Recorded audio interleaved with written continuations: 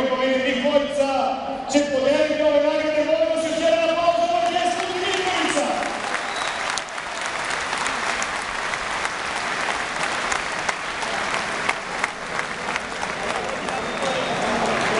Naredna nagrada ide takozvanom MVP, odnosno igraču sa najboljim indeksom korista.